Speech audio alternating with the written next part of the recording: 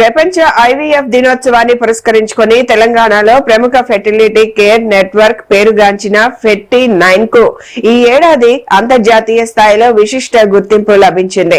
ఇందులో భాగంగా ఫెర్టీ9 క్లినిక్ బృందం ప్రపంచ ప్రఖ్యాత సదస్సుల్లో తమ పరిశోధన పత్రాలను సమర్పించి సంస్థ ప్రతిష్టను మరింత పెంచింది.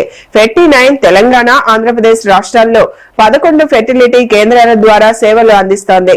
వరంగల్ ఫెర్టిలిటీ సెంటర్ అత్యాధునిక వైద్య సాంకేతికత, అనుభవజ్ఞులైన వైద్య నిపుణులు, ప్రపంచ స్థాయి ఫెర్టిలిటీ చికిత్సలతో వేలాది మంది దంపతులకు తల్లిదండ్రులయ్యే ఆనందాన్ని అందిస్తోంది. all my staff who has really supported to spread the awareness. I wish everyone happy World IVF Day, happy World Embryology Day. అసలు ఎందుకు మనం ఇలాంటి ఈవెంట్స్ కండక్ట్ చేసుకోవాలి, అసలు ఎందుకు ఇంత అవేర్నెస్, ఎందుకు ఇదంతా స్ప్రెడ్ చేసుకోవాలి అని అంటే, ఫర్టిలిటీ అనేది మిగతా అన్ని లాగా కాదు. మనకి హార్ట్ ప్రాబ్లం ఉంటే పెయిన్ వస్తుంది, సిమ్టమ్స్ ఉంటాయి, అందరికీ తెలుసు. గుండెలో లెఫ్ట్ సైడ్ నొప్పి వస్తుంది, చేయి గుంజుతుంది అంటే చదువు రాని వాళ్ళు కూడా హార్ట్లో ఏదో ప్రాబ్లం ఉంది, లేదంటే కడుపులో నొప్పి వస్తుంది అంటే కిడ్నీలలో రాళ్ళు ఉన్నాయేమో, హాస్పిటల్కి పదండి అని అందరికీ తెలుసు విషయాలన్నీ. కాకపోతే ఫర్టిలిటీలో ఏంటి అని అంటే అవేర్నెస్ లేదు.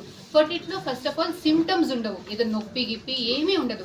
ఒకవేళ పేషెంట్స్కి ఎస్ మాకు ఫర్టిలిటీ ప్రాబ్లమ్స్ ఉన్నాయి అని తెలిసినా కూడా చెప్పుకునే అంత ధైర్యము లేదు. ఇంకా మన సొసైటీలో చాలా అపోహలు, చాలా మిత్స్ ఉన్నాయి ఫర్టిలిటీ మీద. So it is very very very important to spread the awareness.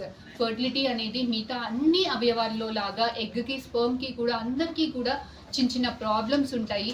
ఈ అవేర్నెస్ ఎందుకు స్ప్రెడ్ చేయాలి అని అంటే, ఇనీషియల్ స్టేజెస్లోనే మనకి చిన్న వయసులో అంటే 35 years 40 yearsలో కాకుండా 25-30 yearsలోనే మనం బేసిక్ ఫర్టిలిటీ ఎవాల్యుయేషన్ చేసుకొని చిన్న ప్రాబ్లమ్స్ ఉన్నప్పుడే చూపెట్టుకుంటే మనకి ఏంటి అని అంటే చిన్న మెడిసిన్స్, చిన్న వాటిలతోటి, చిన్న ట్రీట్మెంట్స్ తోటి మనకి ప్రెగ్నెన్సీ అనేది వస్తుంది.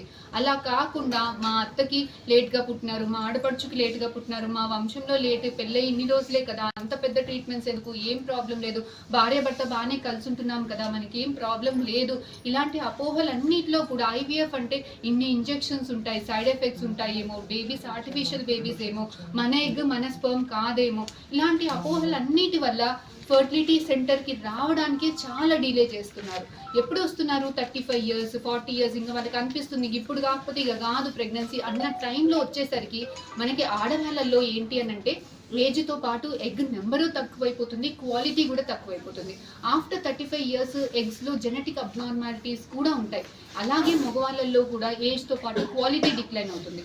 సో మనకి ఏమవుతుంది, వీళ్ళు 35 years వచ్చేసరికి ఆ ప్రెగ్నెన్సీస్ ఎగ్స్ తక్కువ అవడం వల్ల, స్పర్మ్స్ తక్కువ అవడం వల్ల చిన్న మెడిసిన్స్ తోటి ప్రెగ్నెన్సీస్ రావట్లేదు. చాలామంది పేషెంట్స్కి అడ్వాన్స్డ్ ట్రీట్మెంట్స్ దాకా వెళ్లాల్సింది ఉంటుంది. చాలా మంది పేషెంట్స్కి ఈ మధ్య ఎగ్స్ అయిపోవడం వల్ల డోనర్స్ కూడా ఆప్ట్ చేయాల్సింది ఉంటుంది.